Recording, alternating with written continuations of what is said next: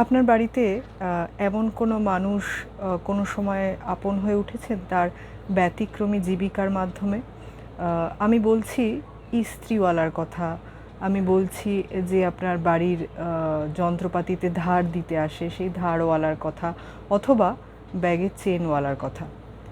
নমস্কার, আমি সুমেধা। আজকে মেধার চ্যাট বক্সে একটু অন্যরকম জীবিকার একজন মানুষের কথা বলবো, যার ছোটোবেলায় আমার দেখা, মানে এখন তার জীবিকা প্রায় লুপ্ত হয়ে গেছে, আছে অনেক পাড়াতেই, কিন্তু ছোটোবেলার মতো আর সেই ফ্রিকোয়েন্সিতে দেখি না।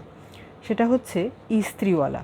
আমার মনে আছে আমাদের ছোটোবেলায়, এখনও হয়তো অনেক বাড়িতে আছে কিন্তু আমাদের বাড়িতে এখন আর নেই, সব জামা কাপড়ই ইস্ত্রি করে পরা হতো। মানে কাচার পরে যেটুকু ক্রাশড বা কুঁচকানো ব্যাপার থাকতো সেটুকু ইস্ত্রি করে পরা হতো, এবং প্রত্যেক পাড়াতেই একজন করে এরকম ইস্ত্রিওয়ালা থাকতো, যার একটা অস্থায়ী গাড়ির মতো ওপরে শেড দেওয়া জায়গা, এবং সে লোহার ইস্ত্রিতে আমাদের জামা কাপড় ইস্ত্রি করে দিত, বাড়ি থেকে নিয়ে যেত আবার বাড়িতেই দিয়ে যেত।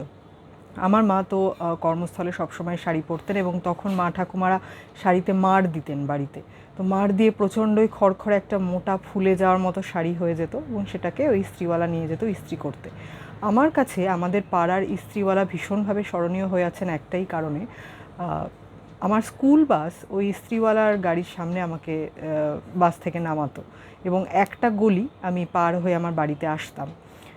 আমার মনে আছে বেশ বয়স্ক ছিলেন সেই ইস্ত্রিওয়ালা, এবং আমরা বাঙুরে থাকতে থাকতেই, মানে যেখানে আমরা আগে থাকতাম, তিনি চলে গেলেন, তারপর তার ছেলে তার জীবিকাটি চালিয়ে নিয়ে গেল। ফুল টাইম হয়তো নয়, এখন তো ফুল টাইম কেউ এই জীবিকা করবে না, তারা অন্যান্য কাজের সঙ্গে করবে।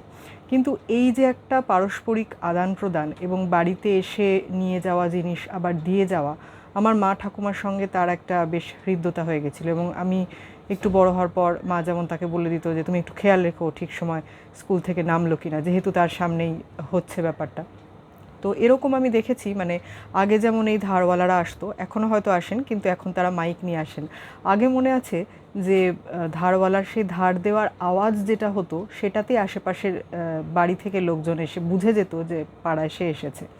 ব্যাগের চেনওয়ালারা অবশ্য এখনও আসেন। আমার মনে আছে যে তারা একটা ছোট চিরকুটে লিখে তাদের ফোন নাম্বার দিয়ে যান। বেশিরভাগ ক্ষেত্রেই তাদের স্মার্টফোন থাকে না, এবং বাড়িতে এসে বলে যান যে আমি দেশের বাড়ি যাচ্ছি, আপনি এক সপ্তাহ পরে আবার আমাকে ডাকবেন ফোন নাম্বারটা দিয়ে। তো এই যে মানুষগুলোর সঙ্গে আদান প্রদান আমাদের হতো, বা এখনও কিছু কিছু ক্ষেত্রে হয়। এখন যেমন আমরা তো খুব বেশি বাড়িতে জামা কাপড় ইস্ত্রি করি না, যেটুকু দরকার হয় নিজেরাই করে নিই, অথবা আমরা বেশিরভাগ ক্ষেত্রেই আমাদের দামি জামা কাপড় ড্রাই ওয়াশে দিই। আমি যেমন ছোটোবেলায় দেখেছি, মা হয়তো একটা শাড়ি পরলো যেটা খুব বেশি কুঁচকায়নি, সেটা আর ইস্ত্রিওয়ালার কাছে না পাঠিয়ে সেটা বিছানার তলায় টান টান করে রেখে দিলেন, একদিন বা দুদিন সেটা ঠিক ইস্ত্রির মতোই হয়ে যেত। কিন্তু এই যে ছোট ছোট জীবিকার মানুষজন যারা আমাদের বাড়িতে আসতেন বা এখনও আসেন, তাদের সঙ্গে কিছু কিছু ক্ষেত্রে আমাদের কিন্তু একটা বেশ মানসিক হৃদ্যতা, বা তারা নিয়মিত আসছেন। কাগজওয়ালারা এখনও আসেন। ইনফ্যাক্ট কাগজওয়ালাদের কাছ থেকে অনেক পুরনো বইও পাওয়া যায়, যেগুলো খুব দুষ্প্রাপ্য। তো এই যে ছোট ছোট জীবিকার মানুষজন, মানে ইস্ত্রিওয়ালার কথাটা বললাম যে ওই কাকু আমাদের বাড়িতে এত বেশিবার আসতেন, এবং আমার সঙ্গে ছোটোবেলায় তার বেশ একটা হৃদ্যতা তৈরি হয়ে গেছিলো। তো সেটা বেশ মনে পড়লো আর কি। এখনও অনেক পাড়ায় আছে, আমার মায়ের বাড়িতে যেমন এখনও ইস্ত্রির চল আছে, এবং লোকজন এসে নিয়ে যায় আবার দিয়ে যায়। কিন্তু আমাদের পরের জেনারেশন বা আমাদের জেনারেশন থেকে এই ব্যাপারটা অনেকটা কমে এসেছে। আমরা খুব বেশি আর ওই ধরনের লোকজনকে হয়তো বাড়িতে ডাকি না, বা নিজেরাই সেটা করে নিই, এগুলো করি। তো মানুষে মানুষে খানিকটা দূরত্ব তো তৈরি হয়েছেই যুগের বশে। কিন্তু এই জিনিসগুলো যখন মনে করি, তখন সেই মানুষগুলোর কথা মনে পড়ে, তাদের যে যে স্মৃতি আমাদের সঙ্গে আছে সেগুলো মনে পড়ে যায়। এবং অবশ্যই যেহেতু আমাদের এখন পেটের দায় হোক বা যুগের কারণেই হোক, আমাদের অন্যান্য জীবিকা ফুল টাইম জবে থাকতে হচ্ছে, তো এইগুলো আস্তে আস্তে একটু কমে আসছে। মানে পাড়ায় পাড়ায় মোড়ে আর সেই জিনিস দেখা যায় না, কিছু জায়গায় আছে, কিন্তু সেগুলো আস্তে আস্তে লুপ্তপ্রায় জীবিকাই হয়ে যাচ্ছে।